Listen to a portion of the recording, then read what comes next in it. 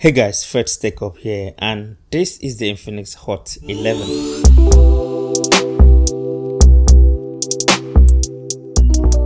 The Infinix Hot 11 is a successor to the Infinix Hot 10 that was released earlier this year. In the series, we have the standard Hot 11, which is what I have here. Then there's Hot 11S, then we have the Hot 11 Play, and there's another variant of Hot 11 with the MediaTek Helio G90 CPU, which is a much better processor than the Helio G37 that is inside this particular device that I have here. So in total, we have about 4 variants of the Hot 11 series so far. All of that aside, the device that I have here is an entry-level device that will be very okay for most people. The Helio G37 CPU is not a powerhouse by any means, but that should be more than enough for most people looking for a device at this price point. As you can see here, it comes with all the basic accessories that Infinix usually bundle with their entry-level smartphone. However, the sad part is that the included charger doesn't support fast charging.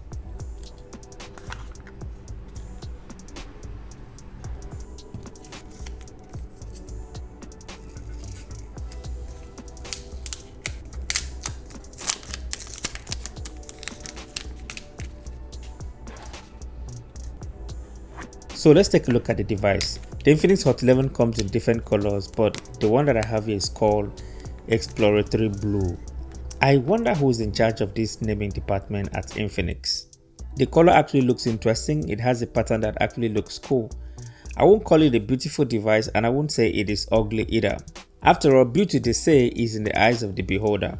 So you tell me what you think about the design of this device in the comment section below. It's a device that is made out of plastic, which isn't obvious because almost every smartphone in this price bracket is made out of plastic, and plastic is more durable if you should ask me. The Infinix Hot 11 still uses a micro USB port at the bottom of this device, which is something I pray Infinix should drop completely going forward in 2022. On the right side of the device, we've got the power button and the volume rocker keys. To the left, we've got a SIM tray that can take dual nano SIM and a micro SD card. At the bottom, we've got a headphone jack, a microphone, a micro USB charging port, and a speaker grill, as you can see here. Moving on to the rear of this device, we have a quad camera setup that comprises of a 50 megapixels main sensor, which is a welcome improvement coming from its predecessor. There is a 2 megapixels depth sensor and a VGA camera for low light. To be frank, those extra sensors doesn't really count that much. What really matters is the 50 megapixels main sensor, which we're going to talk about later in the video. In front of the device houses a 6.82-inch 720p display. It is a teardrop style that houses an 8 megapixel selfie camera. Speaking of the display, the Hot 11 comes with a 6.82-inch HD Plus display, which Infinix call premium display. Now you tell me how premium a 720p display is. That being said, it is a 720 by 1640 resolution with a pixels density of 263. It is bright with good contrast, watching YouTube video is fine, and the screen is okay for the price. At this price point, you don't expect to have the greatest, but generally the display is okay. Okay, on the performance aspect, the Infinix Hot 11 comes with a MediaTek Helio G37 octa-core CPU, which is an entry-level gaming processor, and it does offer some gaming improvement with 2D games. Gaming is doable on here, but just stick to low graphics demanding games or 2D games in general and you'll be fine. Games like Candy Crush, Subway Surfers, Temple Run 2, and games in that class performs great on here. Raw performance is fine with 4 gigs of RAM and a 90Hz faster refresh rate. Scrolling through the user interface is pretty okay. Opening apps is fine, web browsing and multitasking is fine as long as you don't have too many background apps running. Performance isn't entirely smooth on here due to the low-end chip, but if you should take things one after the other, you're going to be totally fine with it. When it comes to the software that is running on this device, Android 11 is what comes with the Infinix Hot 11, but with a new custom software which Infinix call XOS 8.0. It comes with some new features and the same user experience we saw on the Infinix Note 11. A swipe from the top right corner reveals the quick settings panel, then a swipe to the left reveals the notification center.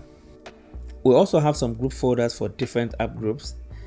The setting menu also sees some new UI changes which look similar to what we've seen on Xiaomi phones. Bluetooth is still present but not as intrusive as it used to be in the past. You might want to do a little of housekeeping by uninstalling some of the unwanted apps for a much better experience. The Hot 11 comes with a rear mounted fingerprint scanner that works fine, even though nowadays I tend to prefer a side mounted fingerprint scanner. However, the one on here is fast and responsive all the time. There's absolutely no complaint here. It comes with a single firing speaker at the bottom. As you can see here, it is on the average side. It is not too loud and not too low. I would say it doesn't offer a great listening experience. However, it is still very okay for an average person and it will be fine for most people. One of the highlights of this device has to be the 6000 mAh battery that is very reliable and decent. It can comfortably last for more than a day if you're an average user. To be frank, battery is not an issue on here. The only issue is filling it up when you finally get to drain it. Since it doesn't come with a fast charger out of the box, charging the Hot 11 with the included 10-watt charger took about 3 hours and 20 minutes to charge from 0 to 100%, which is a long time to wait. But I also guess that most people do charge their phones at night, and if you're among those people, fast charging shouldn't be your problem. Now let's move on to the camera, the 50 megapixels camera that graces the back of this device. The Hot 11 takes decent looking images, especially when the lighting condition is good. It is bright with nice colors and dynamic range is okay for a device in its class. It has details and I love how saturated most of the images appear. It is not mind-blowing, but I'm very impressed with the image quality. The selfie camera is also decent, but dynamic range suffers a little bit with blown up background. However, I like how the 8 megapixels still manages to retain some details, and I also like the color reproduction. Kindly go through the images and tell me what you think about it in the comment section below. When it comes to video, the Hot 11 shoots 1080p video at 30 frames per second and it is okay, as you can see here. Hey guys, so this is a front-facing camera of the Infinix Note 11. This can only shoot in 1080p 30 frames per second, and from what I'm seeing here, the footage is quite okay for the price. But you guys should let me know what you think about it in the comment section below. Alright. The most selling point of the Hot 11 is the huge 6000 mAh battery it comes with and the improved camera system. At about 89,000 naira or $180, you get a decent device with a respectable camera and a device that offers a comfortable 2 days of battery usage on a single charge. Battery performance is really good, and that should add to the reason why you should consider this device. There is no fast charger included in the box, and the phone doesn't support fast charging either. It takes longer time to fill it up, but that should be fine for most people. So, in conclusion, the Infinix Hot 11 is an entry-level device that works well for most basic tasks. It is geared towards first-time smartphone buyers or people who want a phone to use as a backup device. It can handle basic tasks effectively, and I would highly recommend it. So that has been it, guys. If you enjoyed watching this video, give me a like and subscribe to the channel, and also share your thoughts with me down in the comment section below. Let's discuss. Thank you so much for watching, and I'll talk to you in the very next one. Bye bye.